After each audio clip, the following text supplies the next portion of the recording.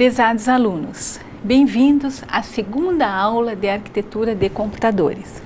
É um prazer estar aqui com vocês. Meu nome é Sônia Beatriz de Oliveira e Silva Maia. Trabalharemos a disciplina de Arquitetura de Computadores.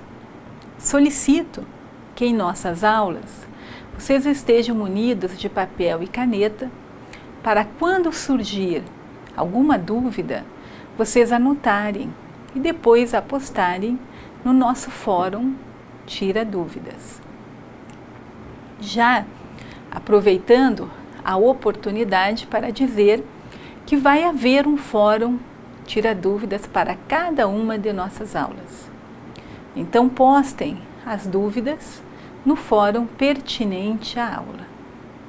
E para que tenhamos um bom resultado, será necessária a dedicação de vocês nos estudos e também nas atividades da sala virtual. Mas é muito importante que vocês leiam toda a apostila. Vamos começar? O objetivo da nossa aula é apresentar a organização de sistema de computadores. O modelo lógico computacional de von Neumann, a unidade de controle, a unidade de lógica e aritmética, a memória principal, as unidades de entrada e saída, a arquitetura de processadores RISC e CISC, a arquitetura das máquinas atuais, a arquitetura de 32 bits, a arquitetura de 64 bits e a arquitetura com múltiplos processadores. Vamos começar a nossa aula estudando a organização de sistemas de computadores. A teoria sobre a organização dos computadores é bastante extensa e complexa. Nesta aula, falaremos apenas sobre alguns aspectos mais relevantes, abordando inicialmente o seu modelo teórico e mostrando a seguir a estruturação do hardware atualmente adotado. Agora, vamos estudar sobre o computador lógico computacional de von Neumann. O modelo de von Neumann é composto basicamente por processador, memória e dispositivos de entrada e saída. O processador executa sequencialmente instruções armazenadas na memória, de acordo com a ordem ditada por uma unidade de controle. A máquina de von Neumann é uma máquina de utilização genérica, isto é, permite resolver qualquer problema que se possa exprimir sobre a forma de um algoritmo. Permite-nos também especificar programas que indicam as desejadas sequências de operações que devem ser realizadas sobre a informação representada em binário.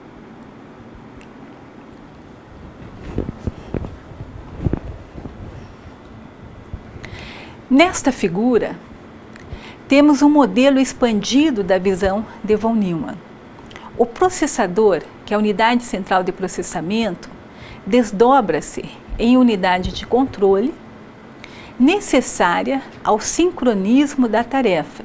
A ULA, que é a unidade lógica e aritmética responsável pelos cálculos e os registradores, para armazenar temporariamente os resultados. A memória é responsável por armazenar o resultado final da operação. Já os dispositivos de entrada e saída são utilizados para a comunicação do sistema com o meio externo. Os componentes do modelo são interligados através de uma arquitetura de barramentos. No próximo slide, vamos ver este barramento.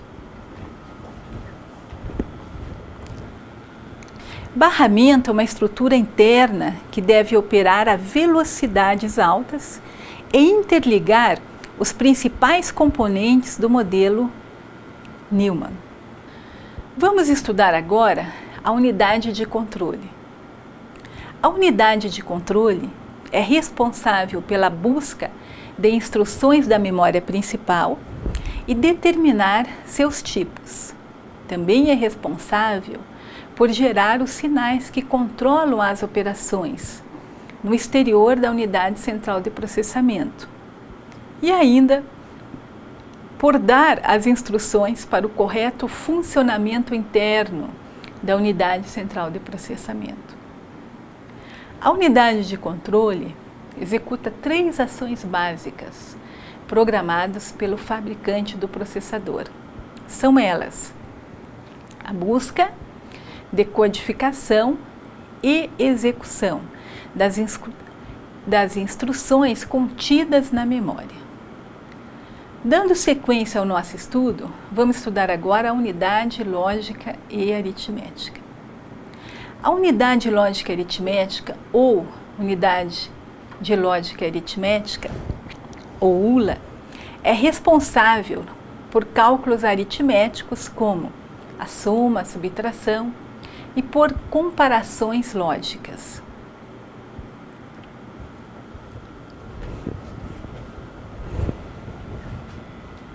Nesta figura, visualizamos o funcionamento da unidade lógica aritmética junto com os registradores. O processador, onde existe uma unidade lógica aritmética, executa seus cálculos de acordo com os seguintes passos. Os registradores inicialmente mostram a operação a ser efetuada, no caso, a soma das variáveis A e B, que está entre parênteses, e os dados, no caso, as variáveis A e B.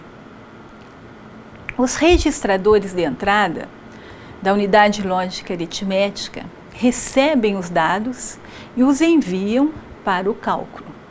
O cálculo é realizado e o resultado temporário vai novamente para os registradores e depois para a memória principal.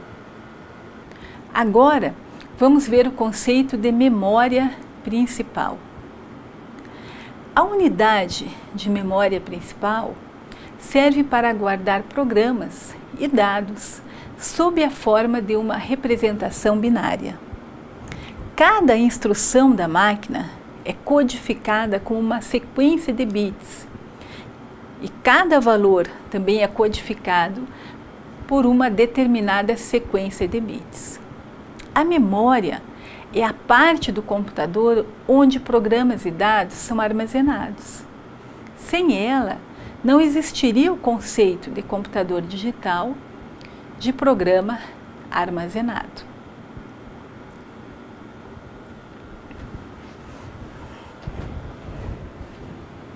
Esta figura mostra a unidade central de processamento interagindo com a memória principal, através do barramento de dados. A memória principal contém posições de memória, onde são armazenados dados e programas. Por sua vez, a unidade central de processamento também tem uma pequena quantidade de posições de memórias, chamadas registradores. Na figura, temos um exemplo de registrador, que é o MDR. Os registradores armazenam dados ou instruções lidos da memória principal. Eles também armazenam dados que poderiam ser transferidos da unidade central de processamento para a memória principal. Os dados são transferidos da unidade central de processamento para a memória principal ou da memória principal para a unidade central de processamento através do barramento de dados. Estudaremos agora o conceito de unidades de entrada e saída. As unidades periféricas destinam-se a suportar as ações de comunicação da unidade central de processamento e memória com o exterior. Daí a sua designação de unidades de entrada e saída, ou input e output. São exemplos de unidades de entrada e saída: o teclado, o monitor, o mouse, a impressora, as interfaces de comunicação com redes de computadores. Também há unidades periféricas destinadas ao armazenamento de dados, que são depois apresentados ao usuário sob a forma de arquivos, geridos pelos programas do sistema operacional. Como exemplo, nós temos os discos rígidos, os discos ópticos, no caso CD e DVD, os pendrives e as fitas magnéticas. Dando sequência à nossa aula, vamos estudar agora sobre a arquitetura de processadores RISC e CISC. Um processador CISC, computador, que é um computador com um conjunto complexo de instruções, é capaz de executar várias centenas de instruções complexas diferentes, sendo extremamente versátil. Exemplos de processadores CISC nós temos o 386 e o 486. No começo da década de 80, a tendência era construir chips com conjuntos de instruções cada vez mais complexos. Alguns fabricantes, porém, resolveram seguir o caminho oposto, criando o padrão RISC, que é um computador com um conjunto reduzido de instruções. Ao contrário dos complexos CISC, os processadores RISC são capazes de executar apenas algumas poucas instruções simples. Justamente por isso, os chips baseados nessa arquitetura são simples e muito mais baratos. Ao contrário dos complexos CISC, os processadores RISC são capazes de executar apenas algumas poucas instruções simples. Justamente por isso, os chips baseados nessa arquitetura são mais simples e muito mais baratos. Apesar de um processador CISC ser capaz de executar centenas de instruções diferentes, apenas algumas são usadas frequentemente. Poderíamos então criar um processador otimizado para executar apenas instruções simples que são usadas mais frequentemente. Em conjunto com o software adequado, esse processador seria capaz de desempenhar quase todas as funções de um processador CISC, acabando por compensar as suas limitações com maior velocidade de processamento. Podemos comparar a ideia de processador RISC e processador CISC da seguinte forma. Imagine que você é um professor de matemática e tem todas as fórmulas matemáticas na cabeça. Este é o processador CISC. Agora imagine que o aluno só sabe fazer as 4 operações básicas: somar, subtrair, multiplicar e dividir. Este é o processador RISC. Estudaremos agora a arquitetura das máquinas atuais. Com a evolução tecnológica dos modelos apresentados, os processadores ficaram muito rápidos. Novas tecnologias foram adicionadas a eles. CISC e RISC juntos no mesmo processador, múltiplas unidades de execução trabalhando numa sinérgica complexidade, o que faz com que os computadores atuais sejam extremamente velozes. Exemplos dessa sinergia são a evolução da forma como os processadores executam as instruções e também sua quantidade, através da inserção de vários processadores em apenas uma pastilha e o uso de instruções complexas e reduzidas de forma combinada. Vamos ver agora a arquitetura de 32 bits. A arquitetura de 32 bits refere-se ao tamanho das instruções que o computador executa. Tanto que existiram processadores de 32 bits com barramentos de 16 bits, que é a família dos processadores 386SX, de 32 bits, a família do 386DX e do 486, e 64 bits, que é a família dos processadores Intel Pentium em diante. Barramentos maiores aumentam a velocidade de transmissão sem precisar aumentar o clock, que é a frequência de operação do processador. O barramento é o caminho por onde os dados devem fluir até chegar aos dispositivos necessários. Barramentos maiores influenciam na velocidade total do sistema, já que mais bits podem passar no mesmo instante de tempo ou ciclo de máquina. Agora vamos ver a arquitetura de 64 bits. O termo 64 bits é uma expressão usada para descrever inteiros, endereços de memória ou qualquer outro tipo de dado que tenha um tamanho de 64 bits. Ou então para descrever arquiteturas de unidade central de processamento e unidades lógicas e aritméticas baseadas em registradores, barramentos de dados e endereços com o tamanho de 64 bits.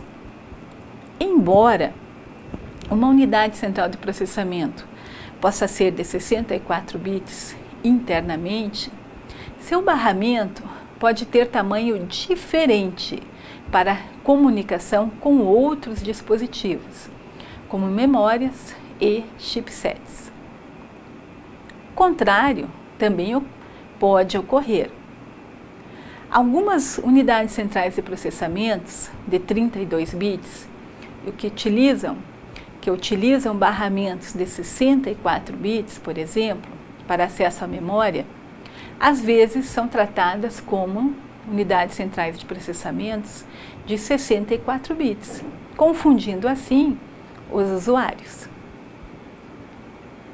Sem uma qualificação definida, podemos dizer que uma arquitetura de computador descrita como sendo de 64 bits tem registradores inteiros de 64 bits e suporta dados de 64 bits, tanto interna como externamente.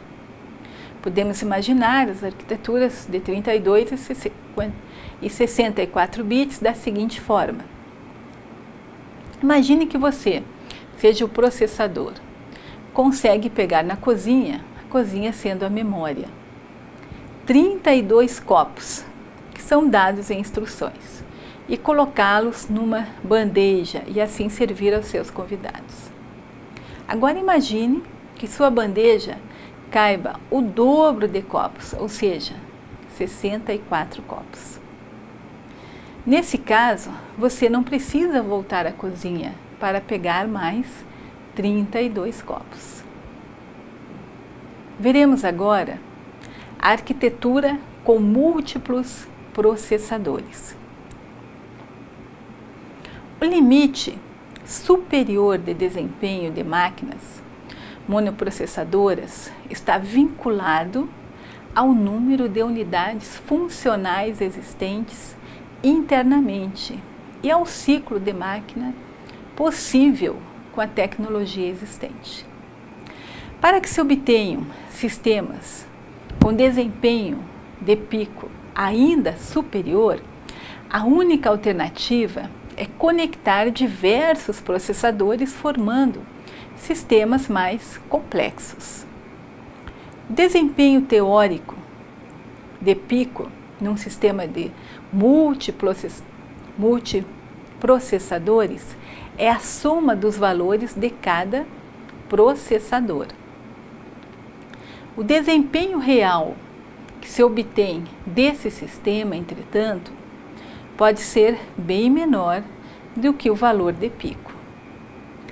O elemento limitante para o desempenho final será a forma de comunicação utilizada pelos processadores e como acessarão assim a memória. A inclusão de múltiplos processadores num sistema constitui o que chamamos de paralelismo. Atualmente, estes sistemas são denominados como plataforma computacional multicore. Comercialmente e atualmente, estes modelos referem-se aos processadores dual-core, quad-core, X2, dentre outras nomenclaturas adotadas pelos fabricantes como AMD e Intel. Nesta aula, estudamos a organização de sistemas de computadores. Vimos também o modelo lógico computacional de von Neumann, a unidade de controle, a unidade lógica e aritmética. Vimos o conceito de memória principal, também o conceito das unidades de entrada e saída, exemplos de unidades de entrada e saída, arquitetura de processadores RISC e CISC, arquitetura das máquinas atuais, arquitetura de 32 bits e de 64 bits e a arquitetura com múltiplos processadores. A nossa aula de arquitetura de computadores termina aqui. Espero que tenham assimilado todo o conteúdo proposto. Peço que vocês revejam este vídeo quantas vezes forem necessárias para assim fixar o conteúdo da aula de hoje. Participem do fórum seguindo as instruções das atividades lá solicitadas. Desejo a todos um bom estudo. Obrigada.